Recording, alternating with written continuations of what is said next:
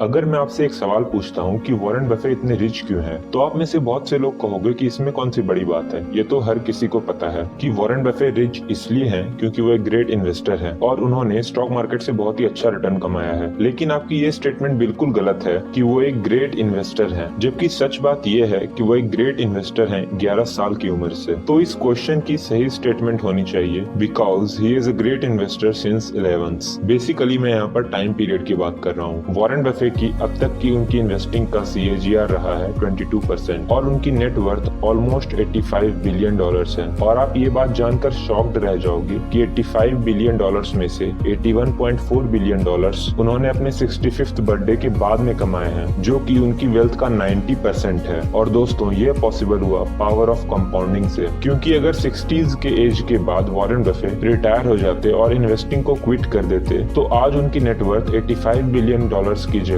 सिर्फ 11.9 million dollars होती, जो कि 99.99% कम है अगर कंपेयर करें उनकी एक्चुअल नेटवर्थ से। तो दोस्तों, आज की इस वीडियो में मैं आपको कंपाउंडिंग के बारे में बहुत ही डिटेल में बताने वाला हूं, क्योंकि मेजॉरिटी लोग इस पावर ऑफ कंपाउंडिंग के बारे में जानते ही नहीं है, जिसकी वजह से लोग पावर ऑफ कंपाउंडिंग का यूज करके कभी रिच नहीं बन पाते। क्योंकि जिन लोगों को थोड़ी बहुत इन्वेस्टमेंट की नॉलेज होती भी है, वो लोग भी कंपाउंडिंग की मैजिक को समझ ही नहीं पाते और सिर्फ हायर रिटर्न्स के पीछे भागते रहते हैं। और हायर रिटर्न्स के लिए वे एडवाइसेस और टिप्स पर ज्यादा फोकस करते हैं, जिसकी वजह से लॉन्ग रन में वो कुछ खास प्रॉफिट कमा नहीं पाते, जिसकी वजह से वो लोग रिच नहीं बन पाते। अगर आपको नहीं पता है कि कंपाउंडिंग क्या होता है, तो अगर मैं आपको एक सिंपल भाषा में समझाऊं तो मान लो आप कोई अमाउंट इन्वेस्ट करते हो जिस पर आपको हर साल 12% का रिटर्न मिलता है। तो एक साल बाद आपको अपने अमाउंट पर 12% रिटर्न मिला। जो भी रिटर्न मिला है उसको आप अपने पिछले अमाउंट के साथ ऐड करो और अब आपको फिर से अगले साल 12% का रिटर्न मिलेगा।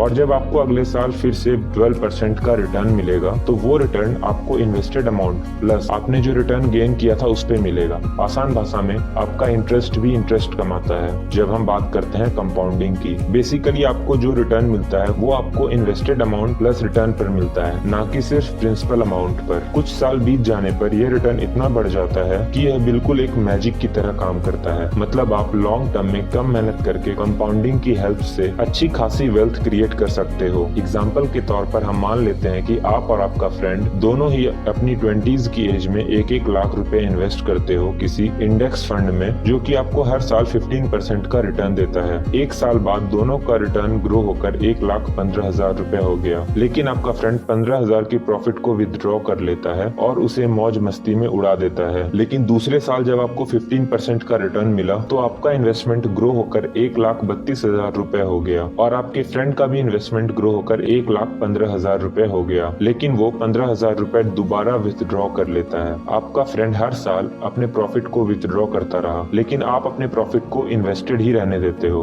तो 20 साल बाद आपके पास जो अमाउंट होगा वो होगा 16,37,000 रुपए। लेकिन आपके फ्रेंड के पास सिर्फ 1,15,000 रुपए, क्योंकि वो हर साल 15,000 रुपए विथड्रॉ करता रहा। और कंपाउंडिंग का असली मैजिक तो आपको अब देखने को मिलेगा, क्योंकि 40 साल बीत जाने के बाद आपके पास जो अमाउंट होगा वो है 2,68 लाख। वहीं 40 साल बीत जाने के बाद भी आपके फ्रेंड के पास केवल 1,15,000 रुपए ही है। उसका अमाउंट बढ़ने के जगह उल्टा कम हो रहा है 7 से 8% से इन्फ्लेशन के कारण। जहां एक तरफ आपने स्मार्टली कंपाउंडिंग के पावर को यूज करते हुए अपने लिए एक बड़ी वेल्थ क्रिएट कर ली, वहीं आपके फ्रेंड ने कंपाउंडिंग को अंडर एस्टिमेट किया और अब उसे फाइनेंशियली स्ट्रगल करना पड़ रहा है। और इस दुनिया में जितने भी रिच लोग हैं वो इस कंपाउंडिंग के पावर को अच्छी तरह से समझते हैं और यही कारण है कि अमीर लोग टाइम के साथ साथ और ज्यादा अमीर होते रहते हैं और वहीं पुअर माइंडसेट के लोग जिंदगी भर सिर्फ पैसों के लिए काम करते रहते हैं। और इतनी मेहनत करने के बावजूद भी वो रिच तो दूर अपने स्टैंडर्ड ऑफ लिविंग को भी मेंटेन नहीं कर पाते। जितनी जल्दी आप इन्वेस्टिंग स्टार्ट करोगे उतनी ही जल्दी आप कंपाउंडिंग के मैजिक को देख पाओगे। क्योंकि जिम साइमंस, जिन्होंने स्टॉक मार्केट से सबसे ज्यादा रिटर्न कमाया है, उनका CAGR 66% का रहा है, जो कि वॉरेन बफे से भी ज्यादा है। लेकिन फिर भी उनकी नेटवर्थ वॉरेन बफे से कम है। वो इसलिए क्योंकि वॉरेन बफे ने अपने इन्वेस्टिंग का करियर 11 ईयर्स से शुरू किया था। वहीं जिम साइमंस ने अपना